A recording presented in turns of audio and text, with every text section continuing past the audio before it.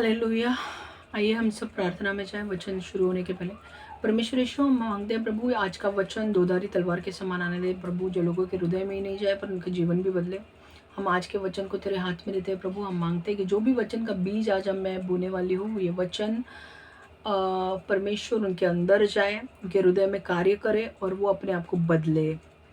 शैतान इस वचन को चुरा ना पाए। मैं मांगती हूँ कि परमेश्वर हर कोई ये व्यक्ति जो वचन ये सुन रहा है उसे अनुग्रह दे इस वचन पर चलने के लिए, इस प्रकटीकरण को वचन के प्रकटीकरण को समझने के लिए अनुग्रह दे प्रभु। और शैतान इस वचन को चुरा ना पाए, इनके जीवन में 100 गुना फल लगे वचन के द्वारा प्रभु। मैं मांगती हूँ प्रभु हर एक को अनुग्रह दे वचन को समझने के लिए, क्लैरिटी से वचन आने दे प्रभु। मेरी जीभ के ऊपर तू नियंत्रण ले प्रभु, जो तू चाहता है वही मैं बोलूँ प्रभु। पवित्र आत्मा पूरी तरह से मेरे जीभ के ऊपर तू नियंत्रण ले और तू मेरे द्वारा बात कर प्रभु। यीशु के नाम से हम मांगते हैं, आमेन आमेन आमेन। ओके, लास्ट टाइम हमने सीखा था कि नियम क्यों दिए गए थे। ठीक है, हमने ये सीखा था कि आदम जो है, आदम और हवा के वक्त पशुओं की बलि परमेश्वर ने शुरू की थी, जो ओरल एक नियम था, मतलब मुंह से दिया गया नियम था कि ओके ठीक है, बलि शुरुआत की गई परमेश्वर ने पाप से बचाने के लिए आदम और हवा और उसके संतति को। पर बाद में हम देखते हैं कि जैसे 2600 साल के बाद जब आदम और हवा मर जाते हैं, तो 2600 साल के बाद मूसा का जन्म होता है और परमेश्वर मूसा को नियम देता है। और उन नियमों के बीच में उन नियमों में परमेश्वर पशुओं की बलि स्थापित करने का भी नियम देता है। ठीक है, हमने वो लेवी व्यवस्था 17:11 में देखा और लेवी व्यवस्था 4:27 से 31 के वचन में हमने देखा। ठीक है, हमने देखा कि पशुओं की बलि जो है, जानवरों की बलि जो है, नियम में दी गई है। और क्यों दी गई है? ताकि वो लोगों को नरक में जाने से बचा सके, ताकि पशुओं की बलि देखकर वो अपना पाप पशुओं के ऊपर डाल सके, जानवरों के ऊपर डाल सके व्यक्ति, और वो निष्पाप हो सके। ठीक है, पर जानवरों की बलि जो थी वो सिर्फ थोड़े टाइम के लिए थी। वो जानवरों की बलि किसको दर्शा रही थी? आने वाले मसीहा के बारे में। और हमने ये भी सीखा था कि पुराने करार के जो लोग थे उनका बचना, वो कैसे बचते थे, उनका न्याय कैसे होता था? तो उनका न्याय उत्पत्ति 3:15 के वजह से होता था। जो भी व्यक्ति उत्पत्ति 3:15 के सुसमाचार पर विश्वास रखता था कि मसीहा आने वाला है, वो हमारे पापों के लिए क्रूस पर जाने वाला है और हमारा दंड अपने ऊपर लेने वाला है, जो लोग इस बात पर विश्वास करते थे उनको परमेश्वर स्वर्ग लेकर जाता था। सिर्फ उन्हें विश्वास करना था। ठीक है, और फिर हमने देखा कि नियम क्यों दिया गया है। तो नियम हमने देखा कि पाप से अवगत करने के लिए परमेश्वर ने लोगों को पाप क्या है बताने के लिए नियम दिए गए थे। पाप को, क्योंकि वो चाहता था कि उसके लोग पवित्र रहे, इसलिए नियम देना ज़रूरी था। अगर उनको पता ही नहीं है कि पाप क्या है और क्या वो पाप कर रहे हैं, पाप क्या है अगर उनको पता ही नहीं है तो वो पाप करते जाएंगे। इसलिए उन्होंने नियम दिए, ताकि नियम के वजह से लोगों को पता चले कि ये पाप है और वो नहीं करे। नियम ऑल्सो एक गाइड था, एक टीचर था, ताकि यीशु आने तक वो उनको संभाले रखे, लोगों को पवित्र रखने का काम करे। तीसरी चीज, नियम लोगों को ये दर्शाता था कि तुम वीक हो, तुम अपने आप को छुड़ा नहीं सकते। नियम पाप को दिखाता था, और जब एक व्यक्ति देखता था कि वो बार बार पाप कर रहा है तो उसे एक ऐसे मेमने की जरूरत पड़ती थी। वो बोल रहा था कि परमेश्वर में हमारे लिए कुछ ऐसा रास्ता खोल जिसके वजह से हम पाप ये बार बार ना करें। और यही नियम, बार बार नियम पढ़ने की वजह से उसे समझता था कि वो कितना वीक है, और वो बार बार जब पाप करता था उसे समझता था कि उसे मसीहा की जरूरत है, जो उसके पाप अपने ऊपर लेगा और उसे छुड़ाएगा, और उसे छुटकारा तभी मिलेगा। तो नियम हमेशा आने वाले मसीहा के ऊपर को पॉइंट कर रहे थे, दिखा रहे थे कि आने वाले दिनों में ये जानवरों की बलि नहीं दी जाएगी, पर एक मसीहा आने वाला है जो आदम और हवा के संतति से आएगा, और वो हमारे सारे पापों का दंड अपने ऊपर लेगा, और जो भी कोई उसके नाम के ऊपर विश्वास करेगा वो नरक नहीं जाएगा, वो स्वर्ग जाएगा। और मसीहा कौन है? मसीहा यीशु है। ठीक है, तो ये हमारा यहाँ तक हो गया है। अब हम आगे बढ़ते हैं। ओके, आज एक इम्पोर्टेंट वचन है। ओके, क्रिसमस 25 को आ रहा है, ओके, पर हम क्रिसमस इस बार नहीं मनाने वाले हैं। मैं वचन यहीं पे लेने वाली हूँ। मुझे अंदर से लीडिंग नहीं हो रहा है कि मैं क्रिसमस के लिए कोई वचन प्रिपेयर करूँ, तो वचन यहीं होने वाला है आज, ठीक है। तो आज हम देखने वाले हैं कि what do you mean by righteous, धर्मी होने का मतलब क्या है। आज जो हमने देखा था कि एक भविष्यवक्ताओं को जब आप भविष्यवक्ता के रूप में स्वीकार करते हो तो आपको भविष्यवक्ता का पुरस्कार दिया जाता है, पर जब आप धर्मी व्यक्ति को स्वीकार करते हो तो आपको धर्मी व्यक्ति का पुरस्कार दिया जाता है। तो अब हम आए हैं ऐसे टाइम पे जब आदम और हवा यीशु आने के पहले 4000 साल पहले आए थे। अब मूसा आ गया 400 साल 1400 साल पहले यीशु के, और अब हम आ चुके हैं कि यीशु का जन्म के टाइम पे, ठीक है, जब यीशु का जन्म हुआ तब। तो पहला चीज हमें देखना है कि what do you mean by righteous, धर्मी होने का मतलब क्या है। धर्मी होने का मतलब है कि निष्पाप होना। Okay, righteous means to be sinless and to live justly. Righteous means to be sinless and to live justly. धर्मी व्यक्ति होने का मतलब है निष्पाप होना, मतलब कोई भी पाप न करना। उसे बोलते हैं अगर आप कोई भी पाप नहीं कर रहे हो तो आप निष्पाप हो, ठीक है। अगर आपसे पाप हो रहा है तो आप कौन हो, पापी हो। पर धर्मी व्यक्ति का मतलब है निष्पाप होना। ओके, वो ऐसा व्यक्ति जो पाप नहीं करता। धर्मी व्यक्ती होणे म्हणजे पाप रहित होणे। धर्मी व्यक्ती होणे म्हणजे पाप रहित होणे। पाप रहित होणे म्हणजे पाप नाही करणे, ठीक है। तो जो व्यक्ति पाप नहीं करत तो धर्मी व्यक्ति आहे, ठीक है। अब दूसरा पॉइंट हमने ये देखा कि धर्मी व्यक्ति धर्मी होना मतलब क्या है। धर्मी होना मतलब निष्पाप होना है, ठीक है। अब निष्पाप कौन है, ओके। अब हम दूसरा चीज देखेंगे कि निष्पाप कौन है। तो निष्पाप यीशु है, okay. All over the world, मैंने कहा जब आदम और हवा जब पृथ्वी पर आए तो दो आदम और हवा को एदन की वाटिका में रखा गया, गार्डन में रखा गया, और उस गार्डन में बहुत सारे पेड़ थे और उनको कहा गया था कि तुम सारे पेड़ों से खा सकते हो, फिर सिर्फ अच्छे और बुरे का ज्ञान देने वाले वृक्ष से नहीं खाना है। पर आदम और हवा ने उसी पेड़ से फल खाया जिस पेड़ से फल नहीं खाना था, और जब उन्होंने परमेश्वर की आज्ञा ठुकराई और नहीं मानी तो पाप की शुरुआत हो गई। वो फल खाने के बाद पाप की शुरुआत पृथ्वी पर हो गई और आत्मिक मृत्यु और शारीरिक मृत्यु पृथ्वी पर आ गई। उसके वजह से क्या हुआ, मैंने कहा आत्मिक मृत्यु, शारीरिक मृत्यु मतलब शरीर मर जाएगा, आत्मिक मृत्यु मतलब आत्मा नरक में, आपका आत्मा बाहर निकलने के बाद नरक में डाला जाएगा, परमेश्वर से हमेशा जुदा होकर नरक में डाला जाएगा। अब मैंने कहा कि आदम और हवा ने जो पाप किया है उसका जो श्राप है सिर्फ आदम और हवा के ऊपर नहीं आया पर उसके सारे संतति के ऊपर आया। तो आदम और हवा से जितने लोग जन्मेंगे हर एक व्यक्ति पापी होगा, और हर एक व्यक्ति अब क्या होगा, उसकी मृत्यु होगी, शारीरिक मृत्यु होगी। पर आत्मिक मृत्यु डिपेंड करता है, क्योंकि अगर वो व्यक्ति के पाप क्षमा हो गए तो वो बच जाएगा, वो आत्मिक मृत्यु नहीं, उसकी मृत्यु नहीं होगी।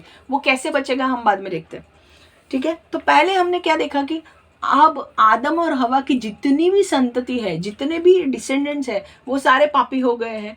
तो धर्मी कौन है फिर? अगर सारी मनुष्य जाति पापी बन गई है तो धर्मी कौन है? ऐसा व्यक्ति कौन है जिसने पापी नहीं किया है? तो बाइबल कहता है यीशु ऐसा व्यक्ति था जिसने कभी पाप नहीं किया, ओके। और बाइबल कहता है कि यीशु धर्मी व्यक्ति है। Jesus is the righteous person. कहाँ पे लिखा है कि यीशु है? तो आप अगर वचन में जाओगे यूहन्ना 14:6, यूहान 14:6, इंग्लिश में पढ़ रही हूँ। John 14:6, Jesus said to him, I am the way, the truth and the life. No one comes to the Father except through me. मैं वापस से पढ़ रही हूँ। Jesus said to him, I am the way, the truth and the life.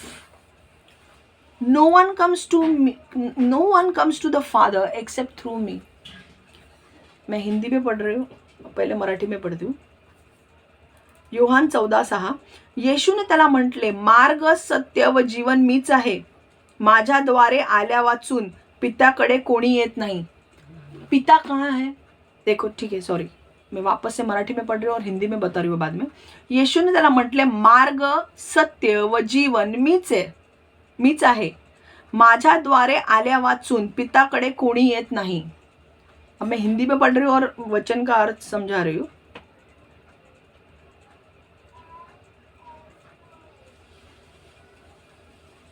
यीशु ने उससे कहा, मैं ही मार्ग हूँ, सत्य हूँ और जीवन हूँ, बिना मेरे द्वारा कोई भी परम पिता के पास नहीं आता। इसका मतलब क्या है? परमेश्वर यीशु कह रहा है कि मैं सत्य हूँ, मैं मार्ग हूँ और जीवन हूँ। अगर तुम्हें आत्मिक जीवन चाहिए, मतलब तुम्हें मरना नहीं है, नरक में नहीं जाना है, तो तुम्हें मुझे ग्रहण करना जरूरी है। क्यों? क्योंकि मैं सत्य हूँ, मैं जो बोल रहा हूँ वो सत्य हूँ। परमेश्वर और कोई नहीं है, सिर्फ यीशु ही है। और अगर यीशु को आप एक्सेप्ट करोगे, यीशु के ऊपर विश्वास करोगे, तो ही आपके पाप क्षमा होने वाले हैं, वरना आपके पाप क्षमा नहीं होने वाले हैं। ठीक है? तो यीशु क्या कहता है? धर्मी व्यक्ति कौन है? सिर्फ यीशु है। पर आप बोलेंगे कि अरे ऐसे कैसे आप बोल रहे हो, ये धर्मी व्यक्ति यीशु है। यीशु तो आदम और हवा के संतति से आया है। मानती हूँ कि आदम और हवा के संतति से आया है, पर जिस प्रकार उसका जन्म हुआ है वो जन्म अलौकिक था। It was very super natural. ठीक है? देखो, यीशु ने उनसे कहा कि मैं मार्ग हूँ, मेरे साथ मैं ही मार्ग हूँ, मतलब मैं जो मार्ग दिखाऊंगा वो ही राइट मार्ग है। मैं सत्य हूँ, मैं सत्य बोलता हूँ, मैं झूठ नहीं बोलता हूँ, मैंने जो भी सिखाया है वो सत्य है। ठीक है? और मैं जीवन हूँ, मतलब जो भी कोई मेरे मार्ग पर चलेगा, मेरे ऊपर भरोसा करेगा और मुझे अपनाएगा, उसके पाप क्षमा हो जाएंगे और वो नरक नहीं जाएगा। बिना मेरे द्वारा कोई भी परमपिता के पास नहीं आता। परमपिता कहाँ रहता है? मैंने कहा यीशु, क्रिस्ती लोग जो है वो 3 लोगों को मानते हैं, पिता, पुत्र, पवित्र आत्मा। ठीक है? तो पिता कहाँ रहता है? स्वर्ग में रहते हैं। और यीशु कहाँ क्या बोल रहा है यहाँ पे? यीशु ये बोल रहे हैं कि बिना मेरे द्वारा कोई भी परम पिता के पास नहीं आता। मतलब यीशु को आपको अपनाना जरूरी है अगर आपको स्वर्ग जाना है तो, क्योंकि पिता कहाँ रहता है? स्वर्ग में। और अगर आपको स्वर्ग जाना है तो आपको यीशु पर विश्वास करना जरूरी है, क्योंकि वो सत्य, मार्ग और जीवन है। आमीन। वो उसमें कोई भी झूठ नहीं है, वो सत्य है, वो मार्ग है। उस मार्ग से चलोगे तो आप स्वर्ग जाओगे, और वो जीवन है, वो उस सत्यता। अगर आप सत्य को एक्सेप्ट करोगे कि यीशु परमेश्वर है, ये सत्य है कि यीशु परमेश्वर है। दूसरी चीज, उस मार्ग पर चलोगे कि यीशु परमेश्वर है और तुम उसे ग्रहण करते हो, यीशु को अपना प्रभु के रूप में स्वीकार करते हो, तो तुम्हारे पाप क्षमा होंगे और तुम्हें अनंत काल का जीवन मिलेगा। हालेलुया। समझ में आ रहा है? ठीक है? अब आपका जो प्रश्न है वो जायज है कि आप बोल सकते हो कि आदम और हवा की संतति तो सारी पापी हो गई है, सब पापी हो गए हैं, तो यीशु भी तो उनके संतति से आए हैं, पर यीशु फिर कैसे निष्पाप हो गया? हम उसका उत्तर देखेंगे। ओके, एक मिनट, और एक वचन हम देखेंगे, मुझे अलाउ नहीं कर रहे हैं, और एक वचन हम देखेंगे, एक यूहन्ना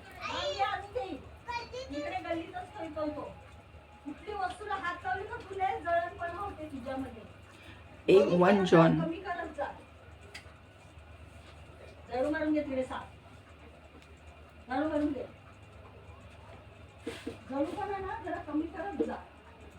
1 जॉन 1:29।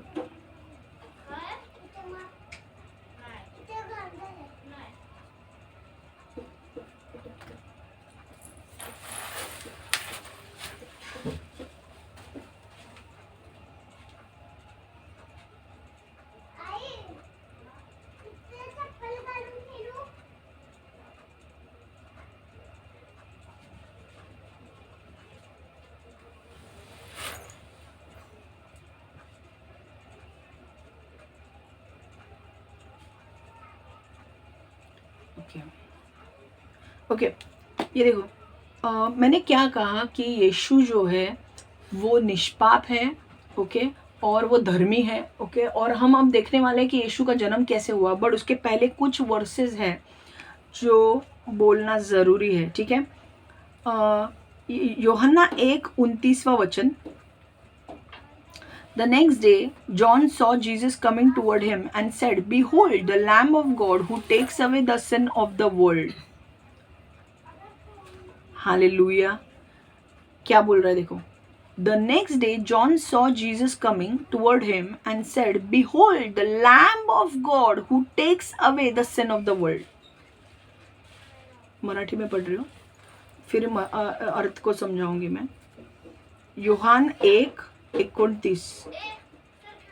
दुसऱ्या दिवशी येशूला आपणाकडे येताना पाहून तो म्हणाला, "हा पहा जगाचे पाप हरण करणारा देवाचा कोकरा." हा पहा. दुसऱ्या दिवशी येशूला आपणाकडे येताना पाहून तो म्हणाला, "हा पहा जगाचा पाप हरण करणारा देवाचा कोकरा." हिंदी में बता रही हूँ और बाद में वचन का मीनिंग समझाऊंगी मैं कि कैसे कैसे. अब ये कौन बोल रहा है मैं बता रही हूँ. ये कौन बोल रहा है? यूहन्ना बपतिस्मा जो है, यूहन्ना बपतिस्मा खड़ा था और वहां से यीशु आ रहा था और यूहन्ना बपतिस्मा ने देखा और उसने बोला कि ये है मेमना जो जगत का पाप अपने ऊपर लेने वाला है. तो वो क्या कर रहा था? यूहन्ना बपतिस्मा को क्यों रखा था? यूहन्ना बपतिस्मा को एक गवाही बनकर रखा था कि यीशु जब आएगा तो लोगों को यूहन्ना बपतिस्मा बताएगा कि मैं परमेश्वर नहीं हूं, ये परमेश्वर है. ये है मेमना जो तुम्हारे लिए कुर्बान होने वाला है आगे चल के और तुम्हारे पापों को लेने वाला है. मतलब जो भविष्यवाणी परमेश्वर ने उत्पत्ति 3:15 में दी थी कि मसीहा आने वाला है और तुम्हारे पापों के लिए वो कुर्बान होगा. शैतान उसके पैरों को डसेगा पर वो शैतान के सिर को कुचलेगा. ये भविष्यवाणी कौन पूरी करने वाला था? यीशु. और यूहन्ना बपतिस्मा उसको देखकर बोल रहा था कि आगे जो मसीहा आने वाला है ना, वो मसीहा आने वाला नहीं है. यूहन्ना बपतिस्मा बोल रहा है यही है जो आया है ना हमारे सामने, ये है मसीहा, ये है यीशु जो हमारे पाप को लेने वाला है. ये देखो अभी हिंदी में बोल रही हूं मैं. योहान 1:29. अगले दिन यूहन्ना ने यीशु को अपनी तरफ आते देखा और कहा, परमेश्वर के मेमने को देखो जो जगत के पाप को हर ले जाता है. हालेलुया. तो मैंने क्या बोला था? जानवरों की बलि थोड़े टाइम के लिए थी. परमेश्वर ने क्या बोला था कि आगे चल के जानवरों की बलि नहीं होने वाली. आगे चल के मैं अपने बेटे को भेजने वाला हूँ जो बलिदान जाने वाला है और वो हमेशा के लिए सारे जगत के पाप अपने ऊपर लेने वाला है और वो सारे लोगों को पापी स्वभाव से मुक्त करने वाला है. तो परमेश्वर अब यूहन्ना बपतिस्मा, अब वो जो भविष्यवाणी 4000 साल पहले दी थी, अब वो यीशु आ चुका है. और यीशु को कौन देख रहा है? यूहन्ना बपतिस्मा आते हुए देख रहा है. और यूहन्ना बपतिस्मा लोगों को ये बता रहा है कि तुम पुराने नियम के उत्पत्ति 3:15 को जानते हो ना मसीहा के बारे में. वही मसीहा है जो तुम्हारे पापों को लेने वाला है. और ये मेमना है. क्यों मेमना बोला? क्योंकि पहले जमाने में जानवरों की बलि देते वक्त मेमने की बलि दी जाती थी. राइट. तो वो बोल रहा है कि ये मेमना है जो आगे आने वाला था यीशु, और वो मेमना तुम्हारे पापों के लिए बलि जाने वाला है. समझ में आ रहा है? और ये तुम्हारे पापों को अपने ऊपर लेने वाला है और जो भी कोई उसके नाम पर विश्वास करेगा वो नरक नहीं जाएगा, वो स्वर्ग जाएगा. ठीक है. तो ये सारे पॉइंटर्स है जो यीशु को बता रहे हैं कि यीशु मसीहा है. ओके. अब पुराने अभी एक चीज है जानना जरूरी है कि जब यीशु ने बलिदान दिया, मैं इस पॉइंट पे आ रही हूँ कि यीशु कैसे पवित्र है, मैं उस पॉइंट पे आ रही हूँ. पर ये पॉइंट हमें जानना जरूरी है कि जब ये पुराने जमाने में जब जानवरों की बलि दी जाती थी तो लोग नए नहीं बनते थे. लोगों के अंदर पापी स्वभाव होता था. इसीलिए क्या होता था कि वो बार बार पाप करते थे आगे चल के भी, पर पाप करने के बाद वो जानवरों की बलि देते थे और ये सिलसिला चालू था. पर परमेश्वर ने बोला था कि ये तब तक चालू रहेगा जब तक मैं अपने बेटे यीशु को नहीं भेजता हूँ, क्योंकि जानवरों के खून से मनुष्य नया नहीं बन सकता. उसके आत्मा के अंदर जो कीड़े मकोड़े मतलब जो अंधकार की शक्तियां भरी है, क्योंकि आदम और हवा ने जब पाप किया तो पवित्र आत्मा उसके अंदर से निकल गया और कौन आया? शैतान और उसके दुष्ट आत्मा लोगों के अंदर आ गए. ठीक है. तो अब क्या हुआ? आदम की हर एक संतति के अंदर शैतान है, दुष्ट आत्माएं हैं और उनके आत्मा के अंदर है. तो अब क्या होने लगा कि भले उनको उत्पत्ति 3:15 के ऊपर विश्वास था और वो स्वर्ग गए, पर फिर भी उनके अंदर पापी स्वभाव था. वो पाप करते थे और पाप से परमेश्वर बोला था कि अगर तुम पाप करोगे तो पाप का दंड तुम्हें चुकाना पड़ेगा और चुकाना नहीं तो तुम नरक जाओगे. इसीलिए परमेश्वर ने क्या किया? जानवरों की बलि चालू की। पर जानवर की बलि देने के बाद भी परमेश्वर सिर्फ क्या होता था, परमेश्वर का क्रोध जो होता था ना वो व्यक्ति के ऊपर, गुस्सा जो होता था ना वो गुस्सा निकल जाता था कि क्योंकि उसने जानवरों की बलि दी है। पर जो व्यक्ति के अंदर जो पाप है, पापी स्वभाव है, जो डीमंस है, जो दुष्ट आत्मा है, वो नहीं निकलती थी, इसलिए वो बार बार पाप करता था, जानवरों की बलि देता था और परमेश्वर उसे ढक देता था, वो देखता नहीं था उसे। क्योंकि परमेश्वर ने कहा था मैं अपने बेटे को भेजने वाला हूँ, क्योंकि उसका जब वो खून बहाएगा, यीशु जब अपना खून बहाएगा वो खून पवित्र होगा और उसके वजह से सारे मनुष्य जो लोग उसके ऊपर विश्वास करेंगे वो लोग मृत्यु के ऊपर जय पाएंगे। मतलब वो नरक नहीं जाएंगे, वो स्वर्ग जाएंगे और उनके ऊपर का पापी स्वभाव के ऊपर वो जय पाएंगे। मतलब जब एक व्यक्ति यीशु पर विश्वास करेगा तब वो नरक नहीं जाएगा, वो स्वर्ग जाएगा, उसके पाप क्षमा किए जाएंगे और अंदर से वो पूरी तरह से नया बनेगा। मतलब जब परमेश्वर पिता को पता था कि जब तक जानवरों की बलि है ना मनुष्य नया नहीं होने वाला है, उसके अंदर शैतान और दुष्ट आत्माएं रहेगी, वो पाप करते जाएगा और बलि देते जाएगा। बट यीशु के मौत के बाद उस यीशु का जो खून है उसमें इतनी ताकत है कि वो मनुष्य को नया बनाएगा। इसका मतलब मनुष्य के अंदर जो आत्मा है वो जब यीशु के ऊपर एक व्यक्ति विश्वास रखेगा तो उसके पापों को उसकी पापों की क्षमा उसे मिलेगी और उसे नया जीवन मिलेगा। मतलब उसके जैसे उसके पाप क्षमा होंगे, उसके आत्मा को नया बनाया जाएगा और उसके आत्मा को ब्रांड न्यू बनाया जाएगा और जिसमें कोई भी दुष्ट आत्मा और शैतान नहीं होगा, वो आत्मा में पवित्र आत्मा आकर रहेगा। हालेलुया। इन शॉर्ट परमेश्वर कह रहा है कि जिस दिन आपका उद्धार हो जाएगा, जिस दिन आप यीशु को अपनाओगे, उस दिन आपका नाम जीवन के पुस्तक में लिखा जाएगा और परमेश्वर आपके आत्मा को खरीदेगा। कैसे? पवित्र आत्मा देकर, डाउन पेमेंट।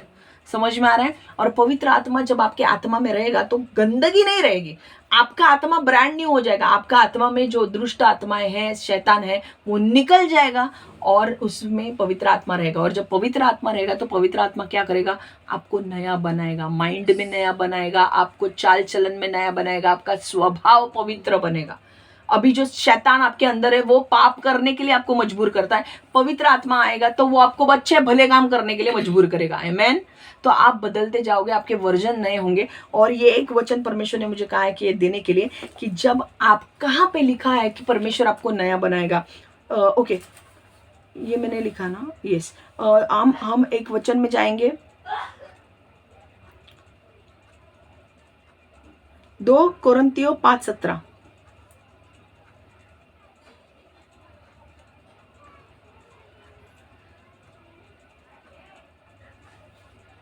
पाँच 2 कोरिन्थियों 5:17।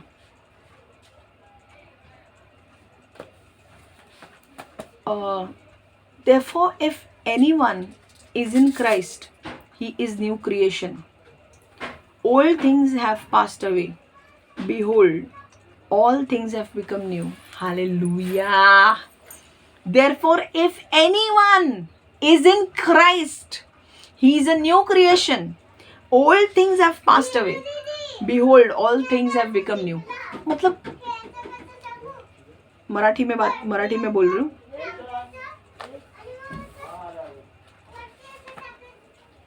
म्हणून जर कोणी ख्रिस्ताच्या ठाई असेल तर तो नवी उत्पत्ती आहे, जुने ते होऊन गेले, पहा ते नवे झाले आहे।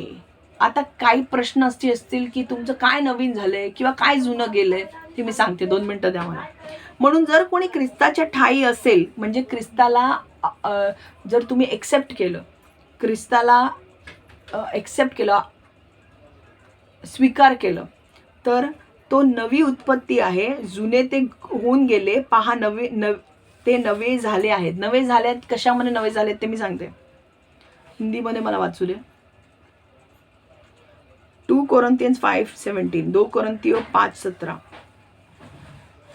इसलिए यदि कोई मसीह में स्थित है तो अब वह परमेश्वर की नई सृष्टि का अंग है, पुरानी बातें जाती रही है, सब कुछ नया हो गया है। मतलब जब आप यीशु को अपनाते हो उस टाइम पर आपका नाम जीवन के पुस्तक में लिखा जाता है, आपके पाप क्षमा हो जाते हैं, और सबसे बड़ा चेंज जो पुराने करार में कभी हो नहीं पाया, पुराने करार में कभी डिलीवरेंस नहीं हुआ, नए करार में जिस दिन आप यीशु को अपनाते हो उस दिन आपका आत्मा नया बन जाता है। मतलब आपके आत्मा के अंदर डिलीवरेंस आता है। आपका जो पुराना आत्मा है उसमें शैतान या दुष्ट आत्माएं रहेगी, बट जिस दिन आप यीशु को अपनाते हो आपका आत्मा नया बन जाएगा। मतलब शैतान या दुष्ट आत्माएं चली जाएंगी और उसमें कौन आएगा? पवित्र आत्मा आके रहेगा। हालेलुया, आमेन। इसलिए क्या देखो, वापस मैं बोल रही हूँ, क्या गया क्या नया आया, ये गया है। डायरेक्टली कोई इतना खुल के नहीं बताएगा, जो मुझे समझ में आ रहा है वो मैं बता रही हूँ। इसलिए यदि कोई मसीह में स्थित है, मतलब मसीह में स्थित है, मतलब अगर आपने मसीह को अपनाया है तो, इसलिए यदि कोई मसीह में स्थित है तो अब वह परमेश्वर की नई सृष्टि का अंग है। मतलब आप नए हो। नए किस में हो? पुरानी बातें जाती रही, पुरानी बातें जाती रही, मतलब पुराना जो पापी स्वभाव था वो निकल गया है। दुष्ट आत्माएं निकल गई आपके आत्मा से, शैतान निकल गया आपके आत्मा से, और अब क्या हुआ है? परमेश्वर का स्वभाव आपके अंदर आ गया है। मतलब पुरानी बातें जाती रही, मतलब आपके अंदर आपका आत्मा नया बन गया है, दुष्ट आत्माएं शैतान निकल गया है, और आत्मा के अंदर पवित्र आत्मा आया है रहने के लिए। पुरानी बातें गई, पुराने बातें गई, सब कुछ नया हो गया है। मतलब अब सारे दुष्ट आत्माएं सब गए, शैतान गया, पवित्र आत्मा आकर रह रहा है, और पवित्र आत्मा आपको नया बना रहा है। हालेलुया। ओके, ये बहुत इंपॉर्टेंट चीज है। जब आप यीशु को अपनाओगे, दैट जिस दिन आप यीशु, आपका उद्धार होने वाला है, जिस दिन आपका जब वो दिन आएगा, जब आपका उद्धार का दिन आएगा, जब आपको बुलाया जाएगा उद्धार करने के लिए, आई एम टेलिंग यू, वो आपके लाइफ का सबसे इम्पॉर्टेंट डे होने वाला है। Okay, so don't take it casually, बहुत इंपॉर्टेंट दिन है वो, क्योंकि आप नए बनने वाले हो। ठीक है, पुराने करार में वो नहीं बन पाए नए, ये बात ध्यान में रखो। पुराने करार में उनके लिए बलि तो जा रही थी, वो पाप उनका जा रहा था बलि के ऊपर, पर अंदर दुष्टात्माएं रहती थी, और इसीलिए वो पाप बार बार करते थे। नए करार में यही यीशु ने बदला, क्योंकि यीशु के खून में पावर है, और यीशु के खून के वजह से लोग नए बनते हैं। और नए बनना मतलब उनका आत्मा परमेश्वर ने खरीद लिया, क्योंकि पवित्र आत्मा उनके अंदर दे दिया। हालेलुया। जब भी हम घर खरीदते हैं तो घर खरीदने के पहले हम डाउन पेमेंट देते हैं कि नहीं? या रेंट पे भी अगर लेने का है घर, तो हम पहले शुरुआत में थोड़ा सा पैसा देते हैं ना, मुद्दल देते हो अपन कि कैसे बाबा ये हम घर खरीद रहे, आप किसी और को मत दिखाओ, ये पैसा आगे कर दे। वैसे ही परमेश्वर कहता है कि मैं तुम्हें पवित्र आत्मा डाउन पेमेंट की तरफ से दे रहा हूं। मतलब तुम्हारा जिस दिन तुम्हारा उद्धार होता है उस दिन मैं तुम्हारे अंदर पवित्र आत्मा देता हूं। इसका मतलब मैंने तुम्हारे आत्मा को खरीद लिया है, तुम्हारे आत्मा मेरा है। और अभी कैसे समझेगा तुम्हारा आत्मा मेरा है? क्योंकि मैं तुम्हारे अंदर पवित्र आत्मा दे रहा हूं। और जब तुम मरने के बाद जब तुम्हारे अंदर पवित्र आत्मा आएगा, समझ लेना कि तुम्हारा पेमेंट हो चुका है, तुम्हारा नाम जीवन की पुस्तक में लिखा गया है, और परमेश्वर ने तुम्हारा आत्मा खरीद लिया है। तो मरने के बाद तुम्हारा आत्मा, क्योंकि तुमने यीशु मसीह के ऊपर विश्वास किया है, तुम्हारे पाप क्षमा हुए हैं, और तुम्हारा आत्मा कहाँ जाएगा? नरक नहीं जाएगा, स्वर्ग जाएगा, क्योंकि तुम्हारा आत्मा परमेश्वर ने खरीद लिया है। हालेलुया, है ना? डाउन पेमेंट पहले हम देते हैं कि बाबा 10,000 हम दे रहे हैं, बुक कर रहे हैं घर, ठीक है, बाद में पैसा देंगे। तो परमेश्वर बोल रहा है अब मैं पवित्र आत्मा दे रहा हूं, मरने के बाद तेरा आत्मा को मैं लेकर जाऊंगा स्वर्ग में। समझ में आ रहा है? अब हम बहुत इंपॉर्टेंट चीज सीखने वाले हैं। अब हम सीखने वाले हैं कि परमेश्वर कैसे है। अगर आप बोल रहे हो कि यीशु पवित्र है, यीशु कैसे पवित्र है? हाँ, निष्पाप कैसे है यीशु? अगर वो आदम और हवा की संतति से आया है तो यीशु निष्पाप कैसे है? हम वचन को देखने वाले हैं। लूका की पुस्तक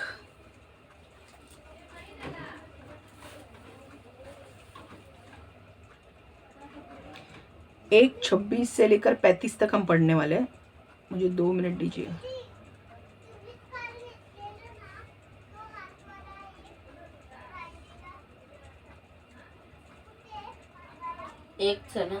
लूक 1:26 से 35।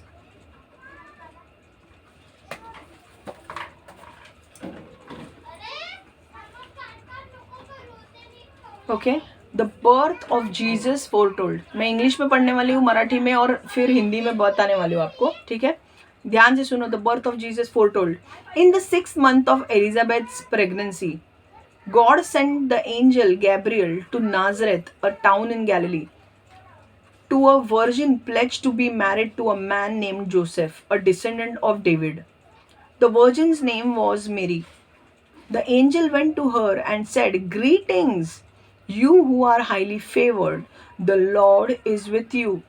Mary was greatly troubled at his words and wondered what kind of greeting this might be. But the angel said to her, "Do not be afraid, Mary. You have found favor with God. You will conceive and give birth to a son, and you are to call him Jesus. He will be great and will be called the Son of Most High. The Lord God will give him the throne of his father David, and he will reign over Jacob's descendants forever. His kingdom will never end." "How will this be?" Mary asked the angel, "since I am a virgin?" The angel answered, "The Holy Spirit will come on you, and the power of the Most High will overshadow you. So the Holy One to be born will be called the Son of God." Even okay 35 तक हम पढ़ेंगे, ठीक है? हमने पढ़ लिया है, मैं मराठी में पढ़ रही हूँ और बाद में हिंदी में आपको समझाने वाली हूँ. येशूचे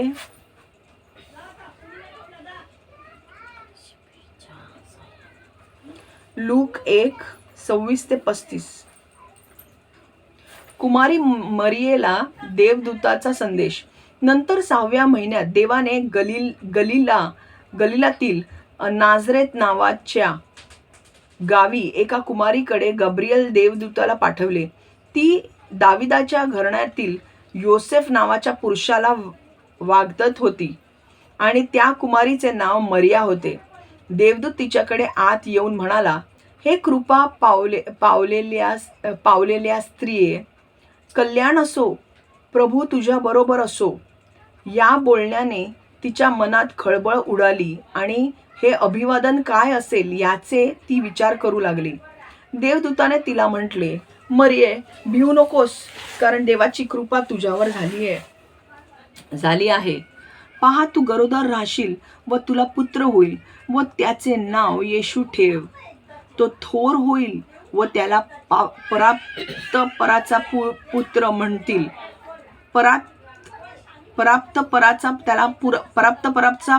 पुत्र म्हणतील, म्हणजे देवाचा पुत्र म्हणतील.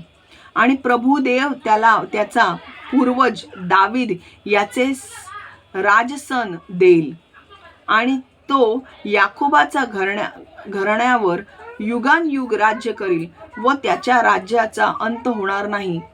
मरियेने देवदूताला म्हटले, "हे कसे होईल, कारण मला पुरुष ठाऊक नाही." देवदूताने उत्तर दिले, "पवित्र आत्मा तुझ्यावर येईल आणि पराचे सामर्थ्य तुझ्यावर छाया करील. म्हणून ज्याचा जन्म होईल त्याला पवित्र देवाचा पुत्र असे म्हणतील." हालेलुया. अब मैं हिंदी में पढ़ रही हूँ और बाद में मैं आपको इसका अर्थ समझा रही हूँ. लूका 1:26-35.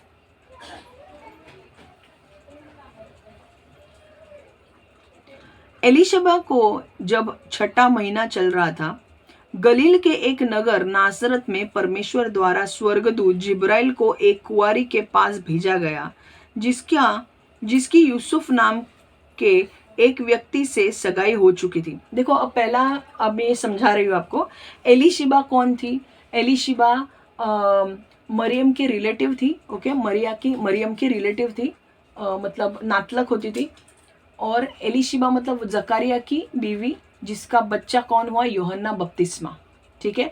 तो जब मरियम प्रेग्नेंट होने वाली थी, ओके, उसके पहले एलिशिबा जो उसकी रिलेटिव थी वो प्रेग्नेंट. मैंने आपको एक बार याद है, आपको मैंने सिखाया था कि एलिशिबा और जकारिया उनको बहुत साल हो गए थे और उनको बच्चा नहीं था.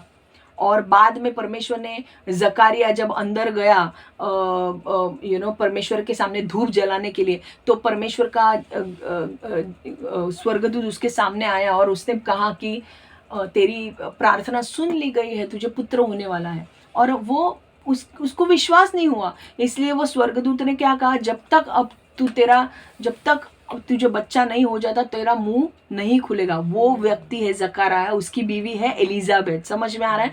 और एलिजाबेथ जो थी वो मरियम की रिलेटिव थी, नातलक होती थी, समझ आया, रिश्ते में थी वो, ठीक है। तो एलिजाबेथ को बच्चा ऑलरेडी, देखो क्या बोला है, एलीशिबा को जब 6वां महीना चल रहा था, मतलब एलीशिबा को परमेश्वर ने, मैंने कहा ना जकरयाह को बोला था बच्चा होने वाला है, तो उसका नाम क्या रखना है, यूहन्ना बपतिस्मा, जिसके बारे में मैंने कहा ना, यूहन्ना बपतिस्मा ने देखा यीशु को आते हुए, दोनों भाई थे वो लोग चचेरे, जब यीशु को आते हुए देखा तो उसने कहा ना कि ये है मेमना जो सारे जग का पाप अपने ऊपर लेने वाला है। वो यूहन्ना बपतिस्मा के माँ के बारे में बात हो रही है। ये एलीशिबा, उसके माँ का नाम क्या था, एलीशिबा, और उसके पापा का नाम क्या था, जकरयाह, ठीक है। तो ये एलीशिबा 6 महीने में थी, शी वॉज प्रेग्नेंट, अब बच्चा हो गया उसको, गॉड ने बोला था ना उसको बच्चा होगा, बच्चा हो गया, मतलब इतने बूढ़े उम्र में 6वें महीने में वो थी। और उस टाइम पे क्या होता है, देखो एलीशिबा जब 6वां महीना चल रहा था, ये यूहन्ना बपतिस्मा की माँ है, ठीक है। गलील के एक नगर नासरत में परमेश्वर द्वारा स्वर्गदूत जिब्राइल को एक कुंवारी पास भेजा गया, जिसकी यूसुफ नाम की एक व्यक्ति से सगाई हो चुकी थी। अब क्या हुआ, एक स्वर्गदूत को परमेश्वर ने भेजा जिसका नाम था जिब्राइल, इंग्लिश में गैब्रियल, और वो आता है और मरियम के पास आता है, ओके, जो नाजरत में रहती है और जिसकी सगाई हो चुकी है यूसुफ के साथ। और उस टाइम पे सगाई होना मतलब शादी जैसा ही था, ओके, बट सिर्फ इनके टाइम पे मतलब सगाई होने के बाद मतलब शादी होने जैसा है।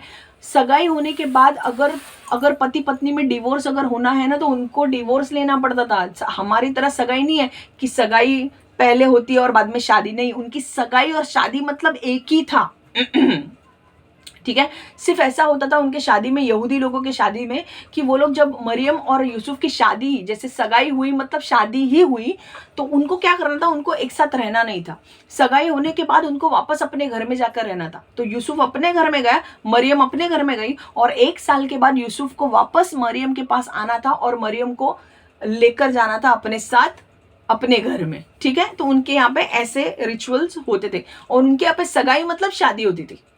तो अगर सगाई के बीच में, मतलब अगर किसी की सगाई हो गया, हम क्या बोलते हैं, हमारी सगाई हुई मतलब हम तोड़ भी सकते हैं, राइट, सगाई हुई तो हम तोड़ भी सकते हैं कि लीगल मैटर इन्वॉल्व नहीं रहता है उसमें, राइट। बट उनके यहाँ पे वैसा नहीं था। उनके यहूदी लोगों में जब शादी होती है तो सगाई होना, उस टाइम पे सगाई होना मतलब शादी होना थी, और वहाँ पे बहुत रिचुअल्स होते थे, 6-7 दिन वो सगाई चलती थी, मतलब शादी चलती थी। और होता क्या था कि वो एक बाइंडिंग था, बाइंडिंग मतलब अब सबके सामने सगाई होना मतलब शादी होने जैसा था। और अगर अब पति कहाँ जाएगा अपने घर में, पत्नी जाएगी अपने घर में, 1 साल के बाद वो आएंगे, बट इसके बीच में अगर उनके बीच में कुछ प्रॉब्लम होते हैं तो उनको डिवोर्स लेना होगा, समझ में आ रहा है। तो लीगल बाइंडिंग था वहां पे, उनकी सगाई मतलब उनकी शादी थी, समझ में आ रहा है। हमारे जैसे नहीं है, सगाई मतलब लीगल नहीं होता, उनके यहाँ पे सगाई मतलब ही शादी, समझ में आ रहा है। बट सिर्फ 1 साल पति अपने घर पे रहेगा, पत्नी अपने घर पे रहेगी, और बाद में वो आके लेकर जाएगा। अब इसके बीच में देखो क्या हुआ, मरियम के पास स्वर्गदूत आता है जिब्राइल, और उसे कहता है कि तू माँ बनने वाली है। और अब मरियम की स्थिति ऐसी है कि मरियम ने ऑलरेडी सगाई किसके साथ कर ली है, मतलब शादी किसके साथ कर ली है, यूसुफ के साथ। अब उनका कौन सा पीरियड चालू है, सगाई मतलब शादी हो चुकी है, बट यूसुफ अपने घर में रह रहा है, मरियम अपने घर में रह रही है, समझ में आ रहा है। यूसुफ को अगले साल आकर मरियम को अपने घर पे लेकर जाना था, बट अब वो कौन से टाइम पे है कि जहाँ पे सगाई मतलब शादी हो चुकी है और यूसुफ अपने घर पे है, मरियम अपने घर पे है। अब जब मरियम अपने घर पे है मतलब इनका सेक्स नहीं हुआ है, ओके, शारीरिक संबंध उनके नहीं हुए, क्योंकि वो कब होंगे, 1 साल के बाद जब यूसुफ आएगा। उनके यहाँ पे बैंड बाजा के साथ, उनके यहाँ पे ऐसा कल्चर में होता था यहूदी लोगों के इसमें, कि वो लोग जब लड़का आता था लड़की को लेने के लिए 1 साल के बाद, तो बैंड बाजा लेकर आता था कि अब मैं अपने दुल्हन को लेकर जाने वाला हूँ, समझ में आ रहा है।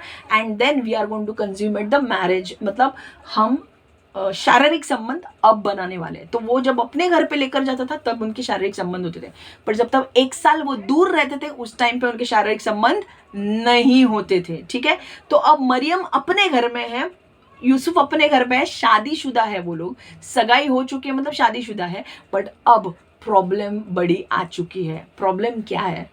जिब्राइल वहां पे आ चुका है एंड गैब्रियल, जिब्राइल जो है वो उसे गुड न्यूज़ देने के लिए आता है। हम पढ़ेंगे अब क्या होता है, देखो। एलिशिबा जब एलिशिबा को जब 6ठा महीना चल रहा था, गलील के एक नगर नासरत में परमेश्वर द्वारा स्वर्गदूत जिब्राइल को एक कुंवारी के पास भेजा गया जिसकी यूसुफ नाम के एक व्यक्ति से सगाई हो चुकी थी। वो कौन थी?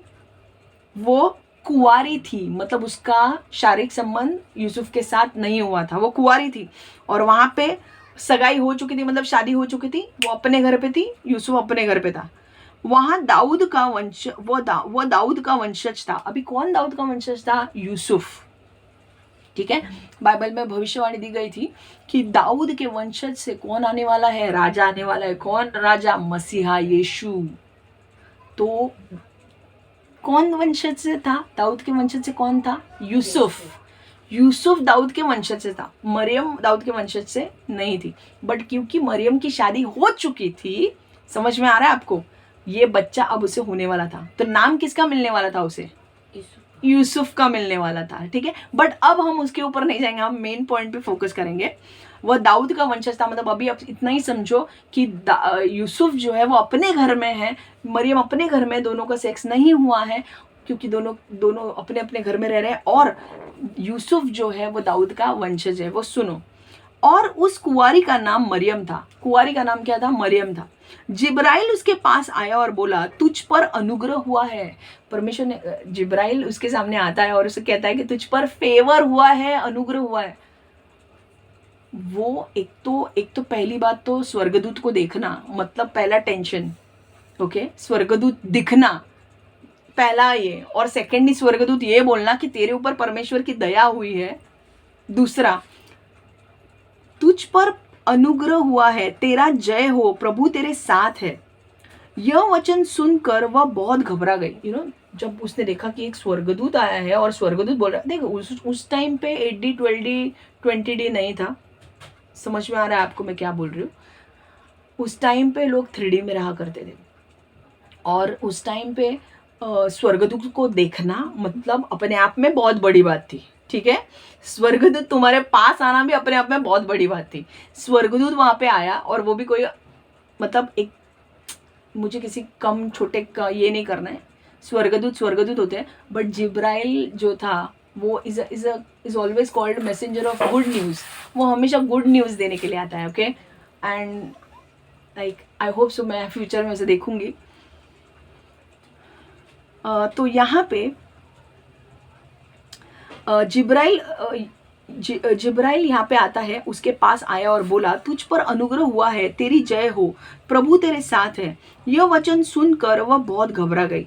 वह सोच में पड़ गई कि इस अभिवादन का अर्थ क्या हो सकता है, क्योंकि एक तो उसने कभी स्वर्गदूत को देखा नहीं है, दूसरा स्वर्गदूत आके बोल रहा है कि परमेश्वर ने तेरे ऊपर अनुग्रह किया है।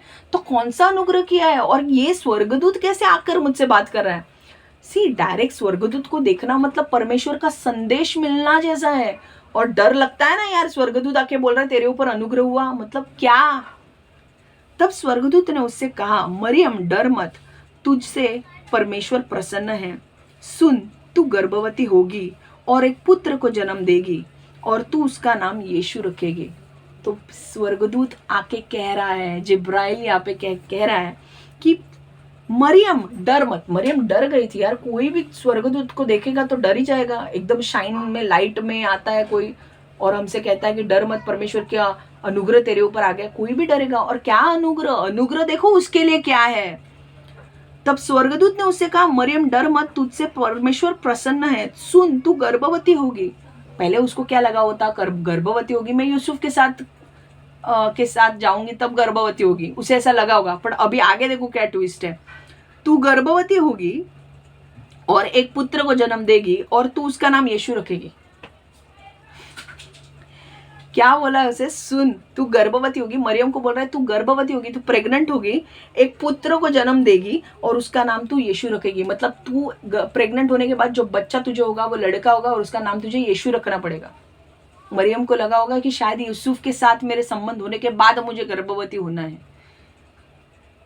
वो उसके बारे में क्या कहा गया है, पुत्र के बारे में सुनो, वो महान होगा और वो परम प्रधान का पुत्र कहलाएगा।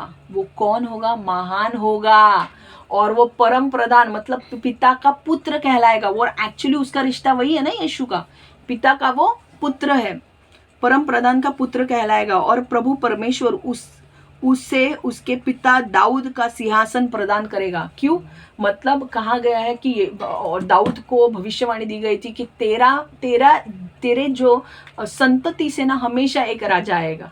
और एक राजा के बारे में ये बात हुई थी कि वो है यीशु। तेरे दाऊद के संतति से कौन आएगा, राजा आएगा। और वो राजा कौन होगा, यीशु। ठीक है, अब वह अनंत काल तक याकूब के घराने पर राज करेगा तथा उसके राज्य का अंत कभी नहीं होगा। ही विल इज वो हमेशा के लिए राज करेगा और उसका अंत कभी नहीं होगा। उसके राज्य का अंत कभी नहीं होगा। यीशु के राज्य का अंत कभी हो सकता है क्या, नहीं। वो स्थित है, उसने अपना काम कर दिया है। इस पर मरियम ने स्वर्गदूत से कहा, यह सत्य कैसे हो सकता है, क्योंकि मैं तो अभी कुंवारी हूँ। तो उसने मरियम ने बोला कि देखो मेरा शादी हो चुका है यूसुफ के साथ, बट यूसुफ अपने घर में है, मैं अपने घर में हूँ। मेरा और यूसुफ के साथ संबंध अभी हुआ नहीं है, अभी 1 साल जाने वाला है। यूसुफ को आकर मुझे लेकर जाना पड़ेगा और उसके बाद हमारे संबंध होंगे। तो अभी कैसे होगा बच्चा। ठीक है, ये सवाल उसका था। उत्तर में स्वर्गदूत ने उससे कहा, तेरे पास पवित्र आत्मा आएगा और परम प्रधान की शक्ति तुझे अपनी छाया में ले लेगी। तेरे ऊपर कौन आएगा, पवित्र आत्मा आएगा और परम प्रधान की शक्ति तुझे अपनी आत्मा में ले लेगी, अपनी छाया में ले लेगी।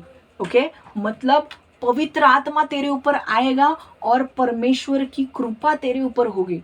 तो इसका मतलब क्या है कि देखो, इस प्रकार वो जन्म लेने वाला पवित्र बालक परमेश्वर का पुत्र कहलाएगा। और ओके, तो ये जो बालक होगा उसे कहा जाएगा कि ये परमेश्वर का पवित्र बालक है। तो ये उससे मरियम ने बोला कि बाबा यूसुफ तो वहां पे है, मैं यहाँ पे हूँ, तो हमारा तो कुछ संबंध नहीं होने वाला है, तो बच्चा कहाँ से आएगा। परमेश्वर ने कहा, जिब्राइल ने कहा कि पवित्र आत्मा तेरे ऊपर आएगा और तू प्रेग्नेंट होगी। अब पवित्र आत्मा आया और मरियम के अंदर बीज डाला। वो जो बीज था वो परमेश्वर की ओर से डाला गया बीज था। अगर मरियम की शादी हुई है और मरियम का संबंध अगर यूसुफ के साथ होता और अगर उसे बच्चा होता तो वो भी पापी होता, क्योंकि वो आदम और हवा के संतति से आया है। पर क्योंकि मरियम के अंदर, मरियम के किसी के साथ शारीरिक संबंध नहीं हुए थे, पवित्र आत्मा ने वो बीज डाला, इसलिए वो बालक क्या था, पवित्र था। और जब मरियम के अंदर बीज डाला गया, मरियम प्रेग्नेंट हो गई, मरियम के अंदर से बच्चा निकला और वो था यीशु। हालेलुया। एंड परमेश्वर ने जैसे भविष्यवाणी दी थी 4000 साल पहले आदम और हवा को कि तेरे संतति से बच्चा आएगा। ओके, और तेरे संतति से बच्चा आएगा और वो जो बच्चा होगा वो मसीहा होगा, जो शैतान के सिर को कुचल देगा और शैतान उसके पैर को डसेगा। तो ये जो बच्चा था वो कोई ऑर्डिनरी बच्चा नहीं था, वो यीशु था। वो अलौकिक सुपरनैचुरल बर्थ था उसका, कि परमेश्वर ने मरियम के अंदर कार्य किया, बीज डाला और मरियम प्रेग्नेंट बन गई। हालेलुया। ओके, और यही स्टोरी है कि यहाँ पे देखो, यहाँ पे मरियम ने जैसे इस बच्चे को जन्म दिया, यीशु जब बाहर आया, जब वो बच्चे का जन्म हुआ तो मरियम ने उसका नाम क्या रखा, यीशु रखा। बट यहाँ पे हमें समझने वाली बात क्या है कि ये मरियम ने यूसुफ के साथ कोई शारीरिक संबंध नहीं बनाया, और वो बच्चे को जन्म नहीं दिया। ये बच्चा पूरी तरह से पवित्र है क्योंकि परमेश्वर ने बीज डाला है। तो यहाँ पर जब वो बच्चा जन्मा, वो जन्म से ही पवित्र था। समझ में आ रहा है? वो जन्म से पवित्र था। और अगर आप बाइबल पढ़ोगे तो बाइबल में लिखा है कि यीशु ने कभी भी कोई पाप नहीं किया। ओके, कभी भी उसने पाप नहीं किया क्योंकि उसको पता था कि उससे एक पवित्र मेमना बनना है। आपको याद है मैंने कहा था मूसा ने क्या नियम दिए थे? मूसा ने लेवी व्यवस्था के इसमें पशु के बलि जाने में मूसा का नियम क्या था कि जो बलि तुम अपने पापों का दंड उठाने के लिए लाते हो वो कैसी होनी चाहिए? पवित्र होनी चाहिए। मतलब उसके अंदर कोई खोट नहीं होनी चाहिए। उसका कान, नाक, बॉडी उसका सब सही होना चाहिए। समझ में आ रहा है? कोई भी ऐसा जिसका कान टूटा है, नाक टूटा है, आंख टूटी है, उसको वो पशु को, जानवर को लेकर नहीं आना है पापों का दंड लेने के लिए। तो वो लोग जब अपना पाप, जब कोई पुराने करार में कोई पाप करता था तो वो बलि के लिए जो मेमना लेके जाता था ना, वो मेमना एकदम अच्छा होता था। ओके, उसके कान, नाक सब ठीक होते थे, उसकी बॉडी पूरी ठीक होती थी, वो पवित्र होता था। वैसे ही मैंने कहा था कि जानवरों की बलि थोड़े टाइम के लिए, आगे आने वाला कौन था? यीशु। वो कौन था? मेमना था, जो आगे चल कर सारे मनुष्य जाति के लिए कुर्बान होने वाला था क्रूस पर, और सारे मनुष्य जाति का दंड अपने ऊपर लेने वाला था। ठीक है, तो ये जो बच्चा है यीशु, वो कैसे जन्मा? पवित्र आत्मा के वजह से वो जन्मा है। तो इसीलिए वो क्या है? पवित्र है। आमेन। इसीलिए वो निष्पाप है। तो आप बोल रहे थे ना कि यीशु कैसे पवित्र है, कि ये तो अब्राहम के, आदम और हवा के यहाँ से आया है। आदम और हवा के यहाँ से आया है, पर आदम और हवा की संतति से आया जरूर है, बट मरियम के अंदर काम किसने किया? पवित्र आत्मा ने। इसलिए पवित्र आत्मा ने जो बीज बोया है वो बीज भी क्या है? पवित्र है। और जब वो बालक जन्मा तो बालक कैसा था? पवित्र। क्योंकि मरियम का तो संबंध हुआ ही नहीं है। अगर यूसुफ के साथ संबंध होता और बच्चा होता तो वो पापी होता, बट मरियम के अंदर बीज डाला गया पवित्र, इसीलिए बच्चा भी पवित्र हुआ। और इसीलिए यीशु धर्मी व्यक्ति है। हालेलुया। और यीशु ने क्या किया? यीशु का जन्म हुआ, ये बहुत आज 25 दिसंबर को, बहुत सारे लोग एक्चुअली स्कॉलर्स मानते हैं कि 25 दिसंबर को यीशु का जन्म नहीं हुआ है, बट बहुत सारे लोग 25 दिसंबर को यीशु का जन्मदिन सेलिब्रेट करते हैं। ठीक है, क्रिसमस सेलिब्रेट करते हैं, और ऐसे हुआ उसका जन्म। ठीक है, और स्टोरी आगे ये होती है कि ये मैं थोड़ा सा आपको बता रही हूँ कि स्टोरी आगे ये होती है। अगर आप दूसरे सिनोप्टिक गॉस्पल्स में अगर आप देखोगे तो स्टोरी आगे ऐसे होती है कि जब यूसुफ को पता चलता है कि मरियम प्रेग्नेंट है तो उसे दुख होता है कि यार मरियम, तू अपने घर पे थी, तू प्रेग्नेंट कैसे हो गई? मतलब तूने किसी और के साथ सेक्स किया या और के साथ शारीरिक संबंध बनाए। तो इसीलिए यूसुफ कहता है कि मैं इसको छुपके से डिवोर्स दे दूंगा। अब मैं उस वर्स में नहीं जा रही हूँ, मैं सिर्फ आपको बता रही हूँ। और तब मरियम को, और आपको पता है उस टाइम में अगर आप एडल्ट्री कमिट करते हो, मतलब व्यभिचार करते हो, और अगर आपको बच्चा होता है तो मूसा के नियम में ऐसा था कि व्यभिचार करने वालों को मतलब पत्थर लेकर मार डालो। तो इसीलिए यूसुफ को दुख तो हुआ था, पर यूसुफ ने कहा मैं चुपके से, क्योंकि वो मरियम से प्यार करता था, वो कहता है कि मैं चुपके से मरियम को डिवोर्स दे दूंगा। पर जैसे वो सोचता है मरियम को डिवोर्स देने का, परमेश्वर यूसुफ को सपने में बताता है कि यूसुफ, मरियम को जो बच्चा हुआ है वो बच्चा किसी व्यक्ति के वजह से नहीं हुआ है, वो परमेश्वर की वजह से वो बच्चा हुआ है। और इस बच्चे का बड़ा मकसद है, वो महान होने वाला है, वो मसीहा है जिसके बारे में भविष्यवाणी दी गई थी 4000 साल पहले, उत्पत्ति 3:15 में।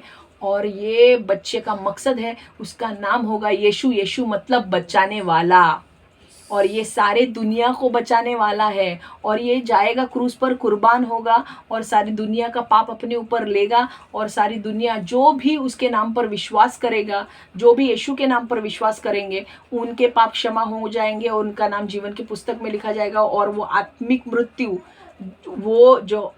मृत्यु की जो सज़ा सबको मिली है, वो सज़ा से लोग मुक्ति पाएंगे। क्योंकि जब वो यीशु को अपनाएंगे तो उनके पाप क्षमा हो जाएंगे, और पाप जैसे क्षमा हो जाएंगे वो स्वर्ग जाएंगे। समझ में आ रहा है? तो जब ये यूसुफ को ये समझता है कि बाप रे ये परमेश्वर की ओर से है, तो वो अपना प्लान चेंज करता है और वो मरियम के साथ रहता है। और यूसुफ को परमेश्वर, देखो मरियम को भी क्या लगा होगा यार कि अब मैं क्या जस्टिफिकेशन दूँ यूसुफ को, राइट? मैं यूसुफ को क्या बताऊँ कि मेरे अंदर जो बच्चा है वो किसने दिया है? मेरा तो किसी के साथ शारीरिक संबंध नहीं बना, तब मैं प्रेग्नेंट हो चुकी हूँ, ऐसा तो पॉसिबल नहीं है ना नेचुरली। बट फिर भी मरियम ने परमेश्वर के ऊपर छोड़ा कि परमेश्वर अब तू देख। और परमेश्वर, देखो जब परमेश्वर की ओर से चीज़ें होती है ना, परमेश्वर संभाल के लेता है। कि तू अगर परमेश्वर की इच्छा थी यूसुफ और मरियम एक होने चाहिए, तो कोई कितना भी कुछ हो जाए, परमेश्वर उस शादी की जिम्मेदारी लेगा कि उनके बीच में अगर कुछ भी हो जाए, परमेश्वर उन्हें समझाएगा कि नहीं ये ऐसा नहीं है, ऐसा है।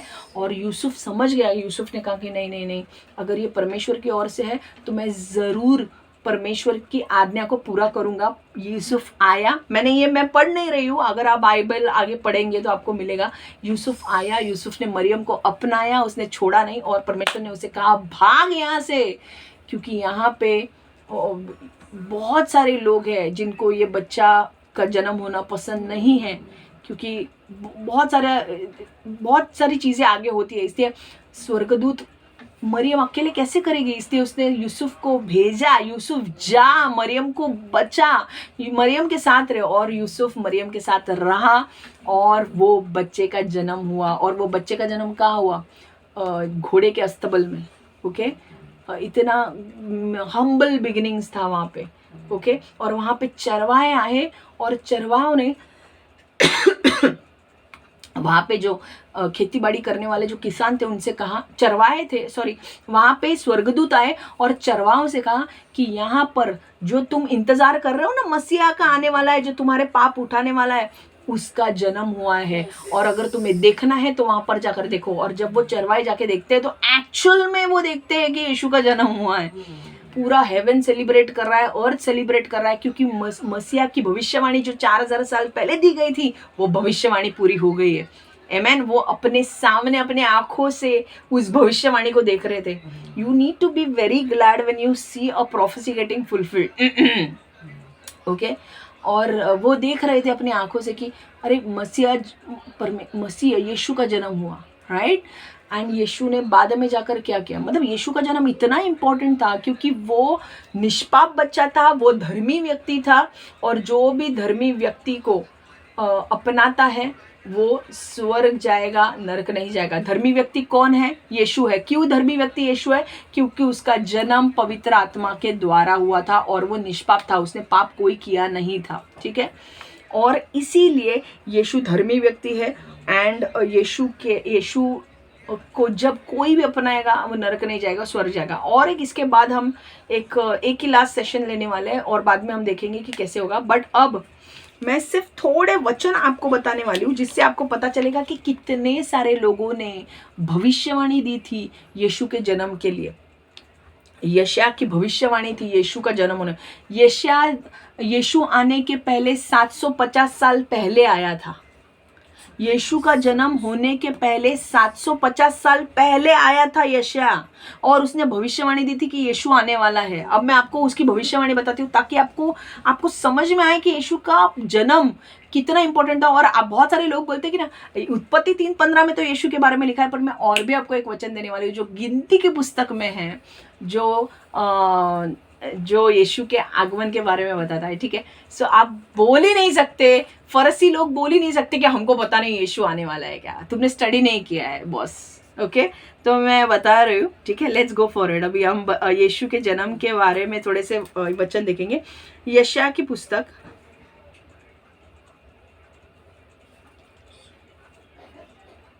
यशायाह मतलब आइज़ाया,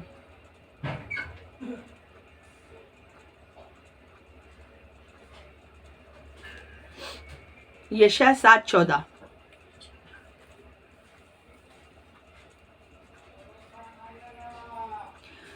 ओके, अब ये भविष्यवाणी यशायाह दे रहा है जो यीशु के जन्म के पहले 750 साल पहले आया है, और भविष्यवाणी दे रहा है कि आने वाले दिनों में यीशु का जन्म होने वाला है। Hallelujah, let's go for it. Therefore the Lord himself will give you a sign. मैं कौन सा वचन पढ़ रही हूँ? यशायाह 7:14. Therefore the Lord himself will give you a sign. Behold, the virgin shall conceive and bear a son and shall call his name Emmanuel. Hallelujah. यशायाह किसके बारे में बता रहा था? यशायाह यीशु के बारे में बता रहा था. तो भविष्यवाणी यीशु के बारे में सिर्फ गिनती की पुस्तक में या गिनती की पुस्तक में या उत्पत्ति की पुस्तक में नहीं था. That was very important because वो कंपाइल्ड किया गया था मूसा ने पुस्तक. बट यशायाह बाकी के भविष्यवक्ताओं ने भी यीशु के बारे में, उसके जन्म के बारे में भविष्यवाणी दी थी. अब देखेंगे हम मराठी में.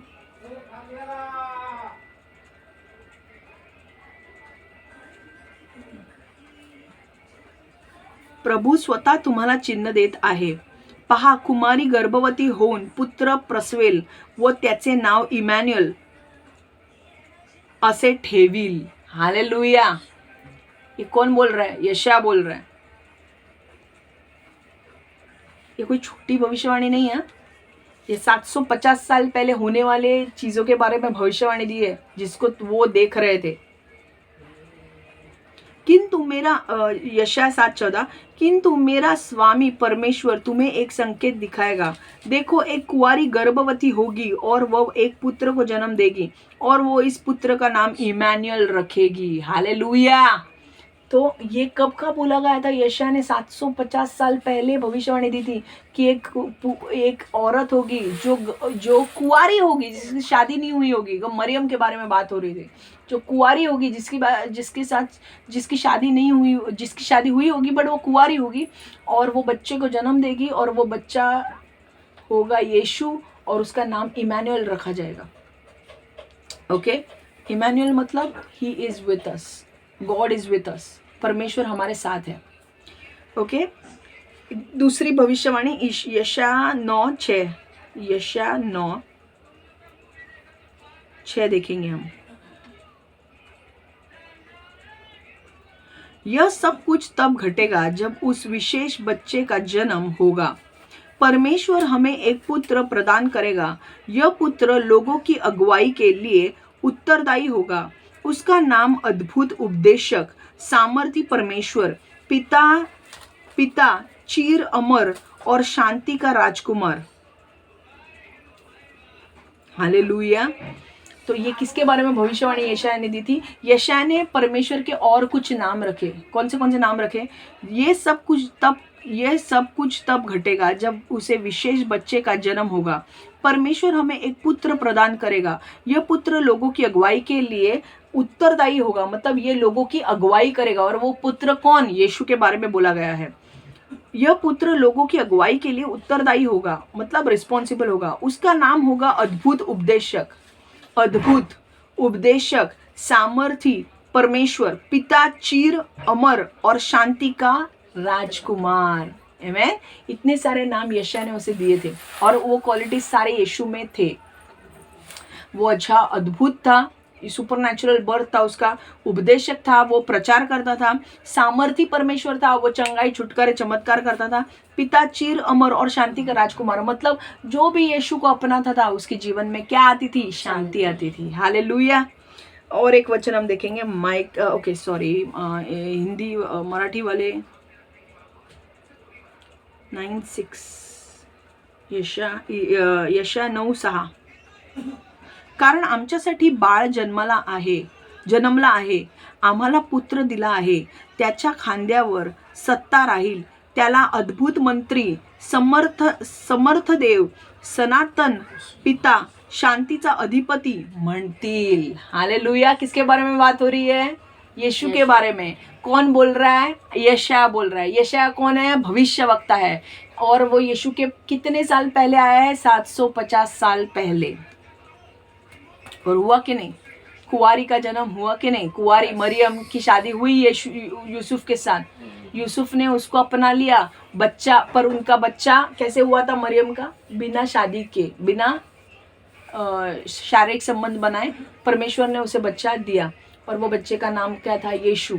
बट यीशु कहाँ, अब कहाँ कौन से जीनियोलॉजी का था? दाऊद के जीनियोलॉजी, क्योंकि यूसुफ का नाम उसे मिला ना, तो वो यूसुफ के जीनियोलॉजी से आ गया। मतलब दोनों प्रॉमिस पूरे हो गए कि दाऊद के संतानों से वो आएगा, क्योंकि यूसुफ दाऊद के लिनिएज का था। और वो कैसे हुआ? पवित्र आत्मा के द्वारा हुआ, ताकि उनके मतलब शारीरिक संबंध नहीं हुए, तो पवित्र आत्मा के द्वारा हुआ। इसलिए दोनों चीज़ें फुलफिल हुई कि यीशु पवित्र भी रहा और ऑल्सो दाऊद के संतति से वो आया। ठीक है, माइका, ओके सॉरी, अभी इंग्लिश में भी देखना है। Isaiah 9:6 For unto us a child is born, unto us a son is given, and the government will be upon his shoulder, and his name will be called Wonderful, Counselor, Mighty God, Everlasting Father, Prince of Peace. Hallelujah, amen. Mica, हम mica में जाएंगे। Mica 5:2, mica 5:2 पढ़ रही हूँ, बाद में English Marathi में पढ़ेंगे। But you Bethlehem Ephrathah, though you are little among the thousands of Judah, yet out of you shall come forth to me the one to be ruler in Israel, whose goings forth are from of old, from everlasting. Amen. मैं वापस से पढ़ रही हूँ, इसका अर्थ मैं बाद में बताता हूँ। But you Bethlehem Ephrathah, though you are little among the thousands of Judah, yet out of you shall come forth to me the one to be ruler in Israel, whose goings forth are from of old, from everlasting. Marathi में पढ़ रही हूँ, मिखा 5:2। हे Bethlehem इफ्राथा, यहुदाचा हजारांमध्ये तुझी गणना अल्प आहे, तरी तुझ्यामधून एक जण निघेल, तो माझ्यासाठी इस्रायलाचा शास्त होईल। त्याचा उद्भव प्राचीन काळापासून, अनादि काळापासून आहे। हालेलुया। अब मैं हिंदी में पढ़ रही हूँ, इसका मीनिंग बता रही हूँ।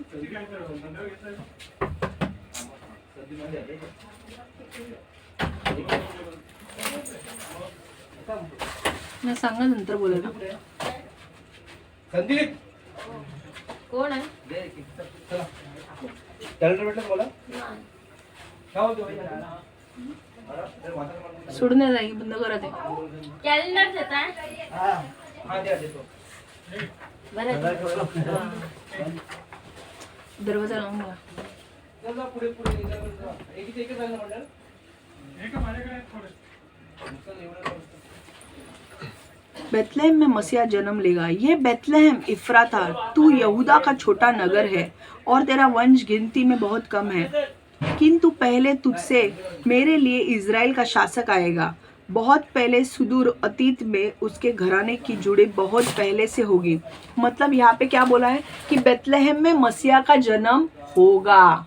इज़राइल में बेथलेहम, मिका 5:2। बेथलेहम अगर आप देखोगे कि तो परमेश्वर का इज़राइल में बेथलेहम करके एक जगह है, वहाँ पे यीशु का जन्म हुआ और वहाँ पे वो जगह बहुत छोटी है, बट परमेश्वर क्या कहता है, देखो मिका क्या कहता है, हे बेथलेहम एफ्राता, तू यहूदा का छोटा नगर है। मतलब यहूदा का छोटा सा नगर है, बट तेरे अंदर से कौन आएगा और तेरे वंश, देखो यहूदा का छोटा नगर है और तेरा वंश गिनती में बहुत कम है, किंतु पहले तुझसे ही मेरे लिए इज़राइल का शासक आएगा। मतलब बेथलेहम से ही यीशु का जन्म होगा और वो इज़राइल का रूलर बनेगा, शासक बनेगा।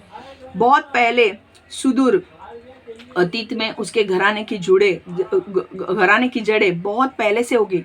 ऑब्वियसली वो आदम और हवा के संतति से आया है, तो उसकी घराने की जड़ें जुड़ी है। ठीक है,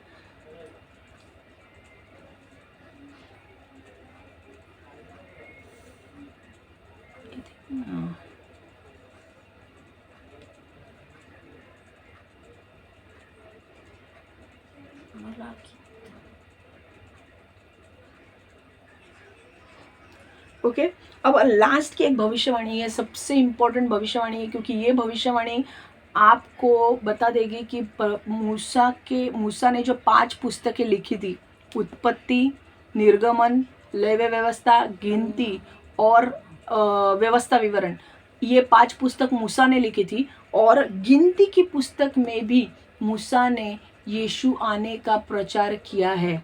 हम गिनती की पुस्तक देखेंगे, नंबर्स 24, 17, नंबर्स 24, 17।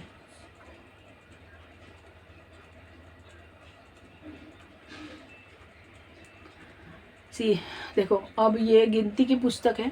गिनती की पुस्तक 5 पुस्तकें मूसा ने लिखी है। अगर लोग बोलते हैं, अगर फरसी लोग जो, अगर आप नया नियम पढ़ते हो तो फरसी लोग कुछ भी सिखाते थे। वो लोग के सामने यीशु आया, फिर भी उन्होंने यीशु को अपनाया नहीं।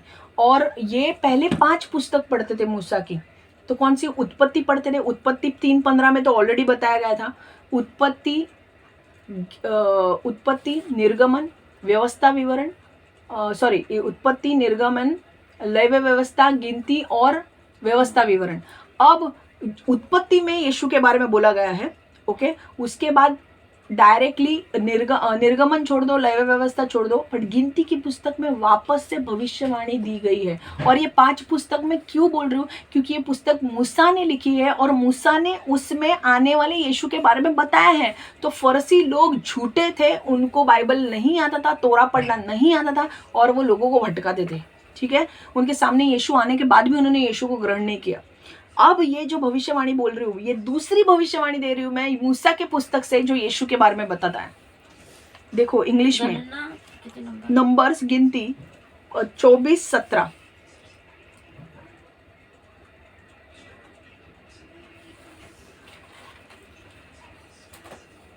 I see him but not now.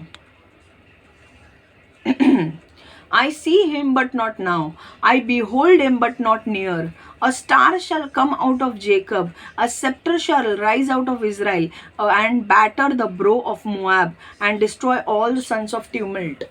Hallelujah. मैं वापस से पढ़ रही हूँ, जितना समझ में आ रहा है समझो, बाद में बता रही हूँ।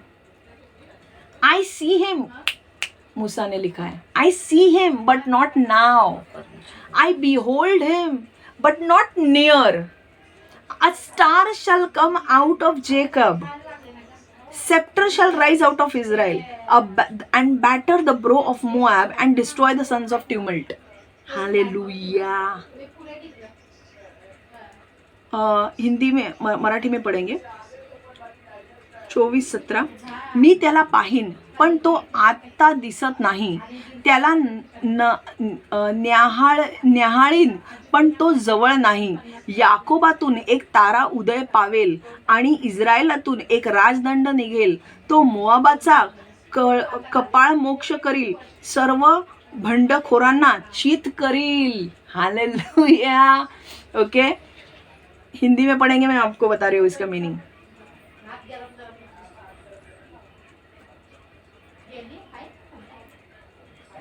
मैं देखता हूँ कि यहोवा आ रहा है, किंतु अभी नहीं।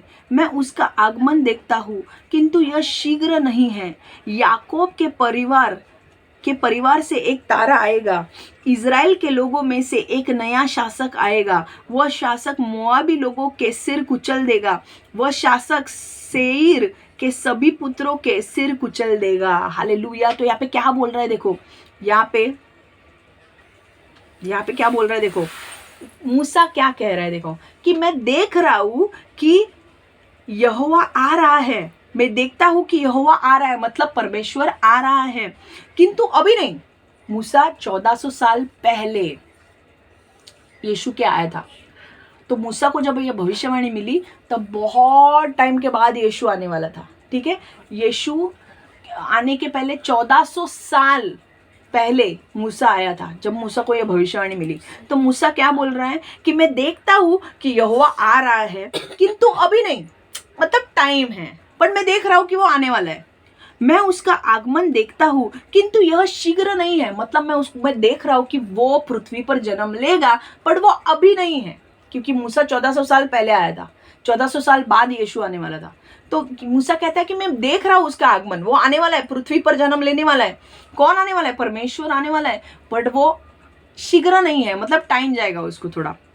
याकूब के परिवार से एक तारा आएगा। याकूब का परिवार, मैंने क्या कहा, क्या मैंने सुना, क्या मैंने कहा? अब्राहम का बच्चा इसहाक, इसहाक का बच्चा याकूब, याकूब के 12 गोत्र, 12 बच्चे, 12 बच्चों में से जो यहूदा जो बच्चा था उसके संतति से, उसके डिसेंडेंट्स कौन होने वाला था? यीशु।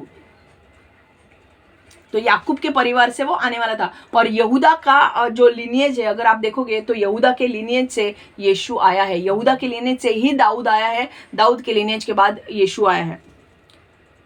इजराइल देखो, किंतु यह शीघ्र नहीं है, याकूब के परिवार से एक तारा आएगा, एक तारा आएगा, मतलब is talking about someone big. वो किसी बड़े व्यक्ति के बारे में बात कर रहा है। तारा कोई छोटे लोगों को बोला नहीं जाता, ओके। हम ऐसे भी नॉर्मल इसमें बोलते हैं ना, star, you know, is a star, is a star मतलब इज अ बिग पर्सन। तो याकूब के घराने से एक तारा आने वाला है। इजराइल के लोगों में से एक नया शासक आएगा, मतलब इजराइल के लोगों में याकूब के बच्चे, यहूदा के जो डिसेंडेंट्स हैं, उसके यहाँ से एक शासक आएगा, एक रूलर आएगा।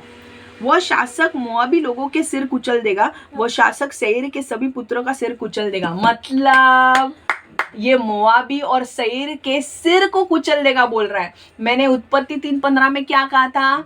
ये एक मसीहा आएगा जो शैतान के सिर को कुचल देगा और शैतान इसके पैर को डसेगा। तो यहाँ पे किसके बारे में बात हो रही है? कौन सिर को कुचल देने वाला है? यीशु। और किसको कुचल देने वाला है? शैतान के सिर को। क्योंकि मोआब के अंदर या दूसरे जो लोग थे उनके अंदर कौन काम कर रहा था? शैतान काम कर रहा था। तो यीशु इन शैतान को, जिसके जो इनके अंदर काम कर रहा था, उसको यीशु कुचल देने वाला था, उसके सिर को कुचल देने वाला था और हमेशा के लिए आत्मिक मृत्यु के ऊपर जय पाने वाला था और पापी स्वभाव के ऊपर जय पाने वाला था। कि जो लोग, अब यीशु आया पृथ्वी पर, उसने जन्म लिया, 33 साल तक वो जिया, बाद में उसने अपना जीवन, फाइनली वो क्रूस पर गया, अपना बलिदान दिया, उसने खून बहाया, अपने शरीर को तोड़ा और उसने हमारे पापों के लिए जान दी और अपने लिए, हमारे पापों के लिए वो कुर्बान हो गया और अपने हमारे पापों का दंड उसने ले लिया। जो उसके पहले आए थे उनका भी पापों का दंड ले लिया, वो बाद में आए थे उनका भी पापों का दंड ले लिया। और अब जो भी उसके नाम पर विश्वास करेगा उसका वो मरेगा नहीं, पर वो अनंत काल का जीवन जिएगा, मतलब वो स्वर्ग जाएगा। हालेलुया, आमेन। सो ये बहुत बड़ी चीज़ है कि यीशु का जन्म होना और यीशु का मकसद पूरा होना, ये दो बहुत बड़ी चीज़ें थी। कि एक तो उसका जन्म होना जो 25 दिसंबर को सब मनाते हैं, ओके, और हम भी मनाएंगे, मतलब हम कुछ कर नहीं रहे, यहीं पे हम ये वचन ले रहे हैं इस टाइम।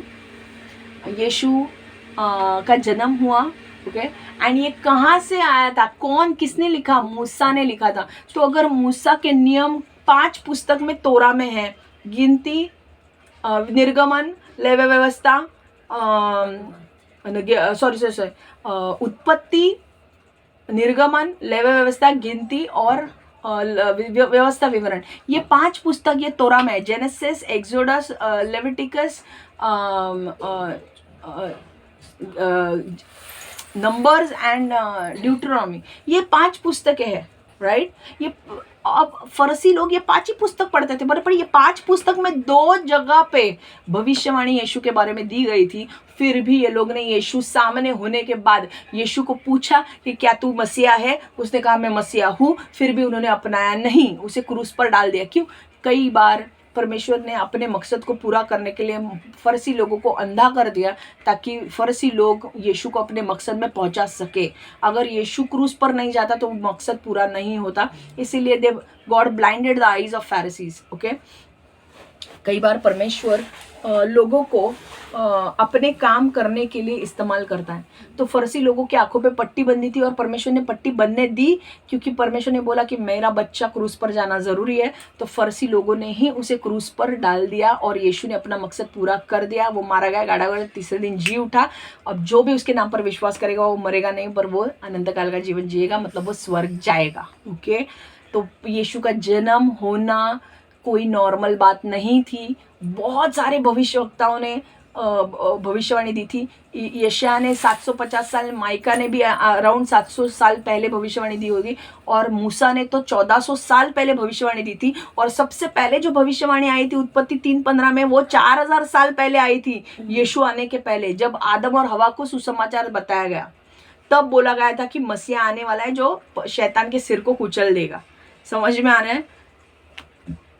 तो यीशु का जन्म एक बहुत इम्पोर्टेंट बात थी, और यीशु का जो मकसद था, जो क्रूस पर जाना, वो भी एक बहुत इम्पोर्टेंट बात थी। और यहाँ पे हम समझते हैं कि यीशु धर्मी व्यक्ति है।